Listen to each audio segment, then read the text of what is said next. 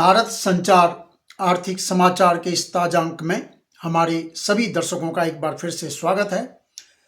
आज 13 दिसंबर 2024 है। आज के इस वीडियो में हम बात करते हैं रिजर्व बैंक के गवर्नर की। श्री संजय मल्होत्रा ने 11 दिसंबर 2024 को रिजर्व बैंक के 26वें गवर्नर के तौर पर कार्यभार संभाल लिया है। उनकी नियुक्ति 3 साल के लिए की गई है।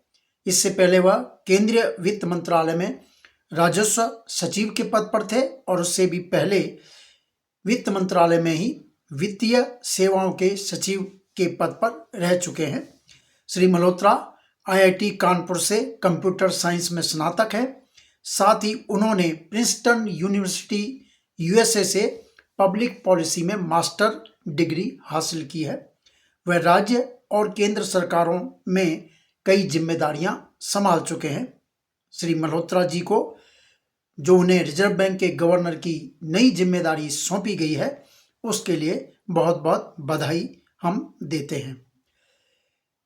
इससे पहले कि हम आगे बढ़ें, इस मौके पर मैं बात करना चाहूँगा रिजर्व बैंक के पूर्व गवर्नर श्री शक्तिकांत दास की। श्री मल्होत्रा ने शक्तिकांत दास के स्थान पर ही रिजर्व बैंक गवर्नर का पद संभाला है। श्री शक्तिकांत दास 6 साल तक रिजर्व बैंक के गवर्नर के पद पर रहे और 10 दिसंबर 2024 को उन्होंने वो इस पद से सेवानिवृत्त हुए हैं। दिसंबर 2018 में श्री शक्तिकांत दास ने दिसंबर 2018 में ऐसे समय रिजर्व बैंक के गवर्नर की जिम्मेदारी संभाली थी जब वहां एक प्रकार से अस्थिरता का माहौल था, जब तत्कालीन रिजर्व बैंक के गवर्नर उर्जित पटेल ने अचानक अपने पद से इस्तीफा दे दिया था। तब उन्हें 3 साल के लिए RBI का गवर्नर नियुक्त किया गया। उसके बाद उनका कार्यकाल फिर 3 साल और बढ़ाया गया, तो कुल 6 साल तक वो रिजर्व बैंक के गवर्नर के पद पर रहे।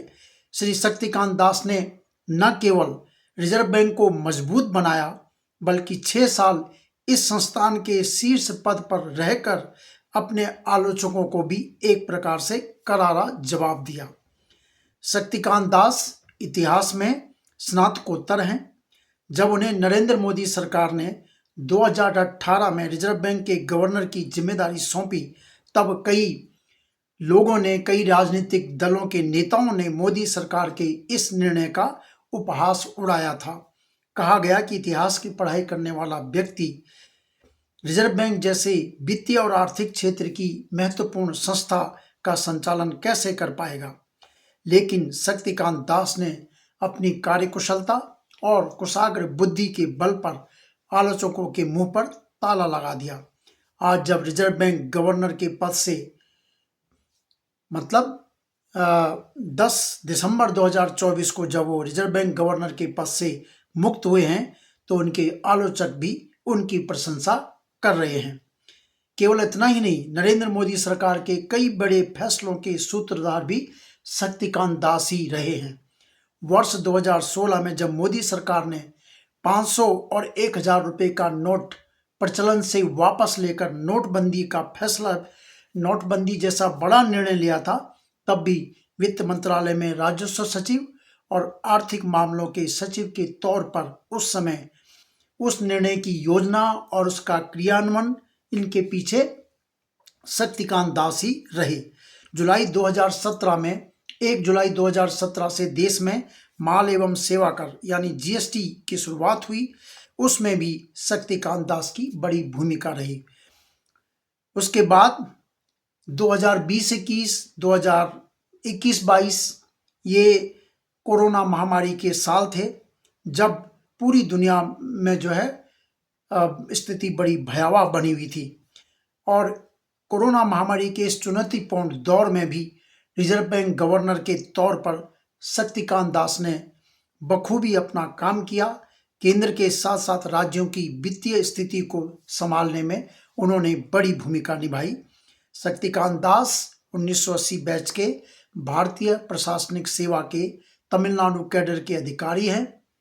IAS अधिकारी के तौर पर उन्होंने तमिलनाडु सरकार के साथ ही तमिलनाडु सरकार के अलावा केंद्र सरकार में महत्वपूर्ण पदों पर कार्य किया और इस दौरान उन्होंने अपने कार्यकाल में जहां भी वह रहे, राजस्व सचिव रहे, वित्तीय मामलों के सचिव रहे, फाइनेंस कमीशन में सदस्य रहे और रिजर्व बैंक गवर्नर के पद पर लंबी पारी जो उन्होंने खेली है, ये जो तमाम उनकी सेवाएं हैं उनके लिए नारद संचार उनको सल्यूट करता है। इसके साथ ही चलते चलते हम बात कर देते हैं रिजर्व बैंक की द्विमासिक मौद्रिक नीति की, जो कि श्री शक्तिकांत दास की अध्यक्षता में 4, 5, 6 दिसंबर को उनकी रिजर्व बैंक गवर्नर के तौर पर आखिरी मौद्रिक नीति समीक्षा की बैठक थी। तो इस बैठक में रेपो दर में तो कोई बदलाव नहीं किया गया, जो 6.5% पर बरकरार है, लेकिन बैंकिंग तंत्र में नकदी का प्रसार बेहतर बनाने के लिए रिजर्व बैंक ने बैंकों के नकद आरक्षित अनुपात यानी CRR में आधा प्रतिशत कटौती का फैसला किया है। ये कटौती 0.25% की 2 समान किस्तों में 14 दिसंबर और 28 दिसंबर 2024 को की जाएगी। इसके बाद जो है CRR की दर 4% रह जाएगी और इससे बैंकिंग तंत्र में इस कटौती से जो आधा % कटौती होगी, बैंकिंग तंत्र में 1.16 लाख करोड़ रुपए की अतिरिक्त तरलता उपलब्ध होगी। बैंकों में इस समय कर्ज की मांग ज्यादा है, ब्याज दर भी थोड़ी ऊपर है, तो ऐसे में बैंकिंग तंत्र में जो है नकदी की मौजूदगी, तरलता जो है वो जरूरी हो गई थी। इसके अलावा विदेशी मुद्रा प्रवासी बैंक FCNR B खातों में अधिक पूंजी प्रवाह आकर्षित करने के लिए इन खातों में ब्याज दर की जो अधिकतम सीमा है उसको बढ़ाने का फैसला किया है। रिजर्व बैंक ने इसके अलावा नियमन के क्षेत्र में ओपन रेगुलेशन की दिशा में पहल करते हुए कनेक्ट टू रेगुलेट्स संचार क्षेत्र में संचार की अतिरिक्त सुविधा, पॉडकास्ट की सुविधा शुरू करने का फैसला किया है। वित्तीय समावेशन के क्षेत्र में गारंटी मुक्त कृषि कर्ज की सीमा को मौजूदा 1.60 लाख रुपए से बढ़ाकर 2 लाख रुपए करने का फैसला किया है। बैंकों से कहा गया है कि वह संबंधित गतिविधियों सहित 2 लाख रुपए के कृषि कर्ज पर गारंटी सुरक्षा और मार्जिन मनी नहीं मांगे, इसको हटा दें। उन्हें जल्द से जल्द और 1 जनवरी 2025 तक हर हाल में इस फैसले को लागू करने को कहा गया है। इसके अलावा मौजूदा परिस्थिति और लेन देन की सुविधा को ध्यान में रखते हुए रिजर्व बैंक ने और भी कई कदम इस समीक्षा बैठक में उठाए हैं। और आगे बढ़ते हुए हम बात करते हैं खुदरा महंगाई की। खुदरा महंगाई के मोर्चे पर अच्छी खबर है। अखिल भारतीय उपभोक्ता मूल्य सूचकांक पर आधारित महंगाई का आंकड़ा नवंबर 2024 में कम होकर 6% से नीचे आ गया है, यानी 5.48% पर रहा है नवंबर में। इससे पिछले महीने अक्टूबर में ये 6.21% पर पहुंच गया था।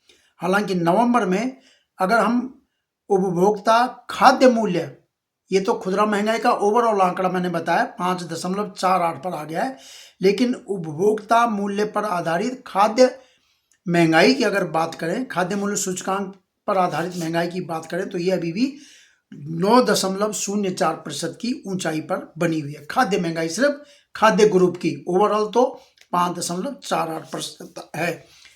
सरकारी जो विज्ञप्ति जारी हुई है उसमें कहा है कि दिसंबर 2023 के बाद से खुदरा महंगाई और खुदरा खाद्य महंगाई के आंकड़े में लगातार गिरावट का रुख रहा है। दिसंबर 2023 के बाद से, और जुलाई 2024 में ये अपने निम्नतम स्तर पर पहुंच गई थी, करीब 3.5% के आसपास पहुंच गई थी। लेकिन जुलाई के बाद, जुलाई 2024 के बाद जुलाई, अगस्त, सितंबर, अक्टूबर, इसमें जो है थोड़ा वृद्धि का रुख बन गया। लेकिन अब नवंबर 2024 में एक बार फिर से खुदरा महंगाई में गिरावट का रुख देखा गया है।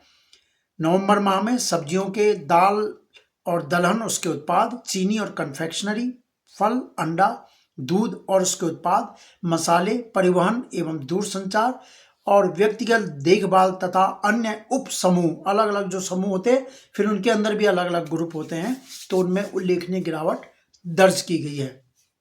इसके साथ ही अक्टूबर माह के दौरान औद्योगिक उत्पादन सूचकांक पर आधारित औद्योगिक उत्पादन वृद्धि का भी आंकड़ा जारी हुआ है। खुदरा महंगाई नवंबर महीने की है, और औद्योगिक उत्पादन सूचकांक का जो आंकड़ा है वो अक्टूबर का है। ये 2 महीने बाद आता है, मतलब अक्टूबर के बाद नवंबर दिसंबर में जारी हुआ है, फिर नवंबर का जो है जनवरी में जारी होगा, जबकि महंगाई का आंकड़ा 1 महीने बाद जारी हो जाता है। तो अक्टूबर माह के दौरान औद्योगिक उत्पादन सूचकांक आधारित जो औद्योगिक उत्पादन की वृद्धि दर है वो 3.5% रही है, जो कि सितंबर में 3.1 थी। तो अक्टूबर में थोड़ा और गति बढ़ी है। अक्टूबर माह में खनन क्षेत्र की वृद्धि 0.9%, निर्माण विनिर्माण क्षेत्र की 4.1% और बिजली क्षेत्र में 2% की वृद्धि दर्ज की गई है। तो इस अंक में इतना ही। आप हमारे वीडियो को लाइक कीजिए, शेयर कीजिए और सब्सक्राइब कीजिए। और हम चाहते हैं कि आप वीडियो देखते हैं तो अपनी प्रतिक्रिया भी जरूर दें। नमस्कार।